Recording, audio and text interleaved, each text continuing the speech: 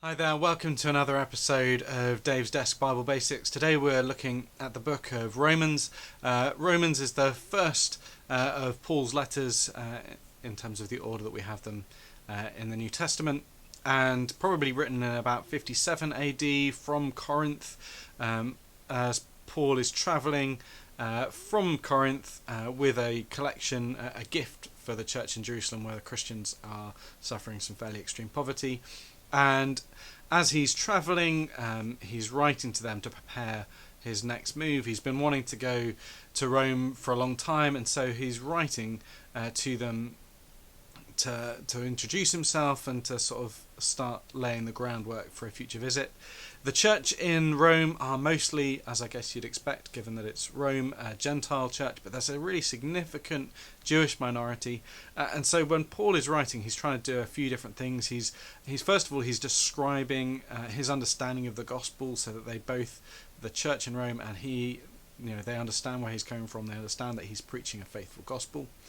Second, he's trying to gain their help for the mission trip that he wants to do to Spain.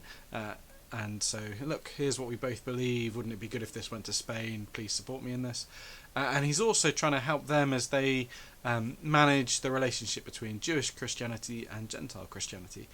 Paul is a Jewish Christian, but a Jewish Christian who's been anointed by God to take the gospel into the Gentile to the Gentile peoples, and therefore he's uniquely placed to help them to understand the workings of that relationship.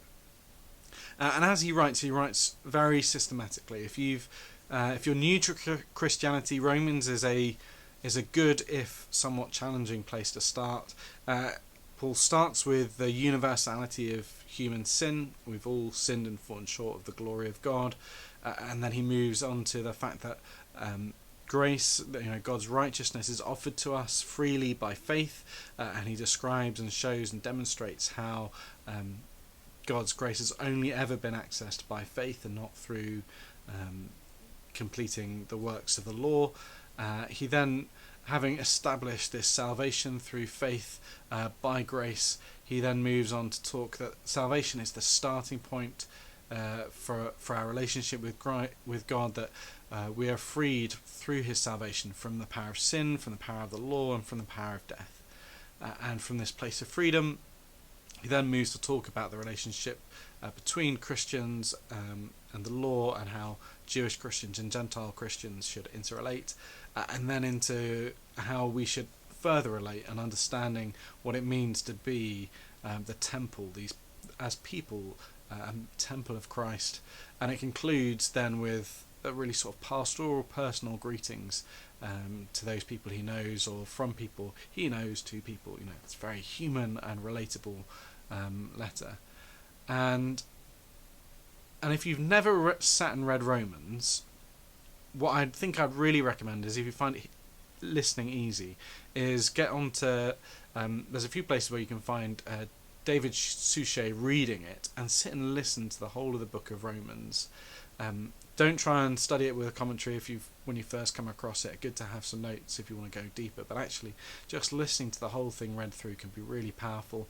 If you haven't got time for that, then I'd recommend chapter 8. Chapter 8 talks about being a spirit-led people, and how being led by the Spirit will lead us into future glory, how because of what Christ has done in us, we are more than conquerors. And it's this great exposition of God's love for us and what that means for us, and the freedom for fear that it can give us. So please do go and read Romans 8 and spend some time thinking and reflecting upon it. Thank you for joining me today, and I hope to see you again soon. Goodbye.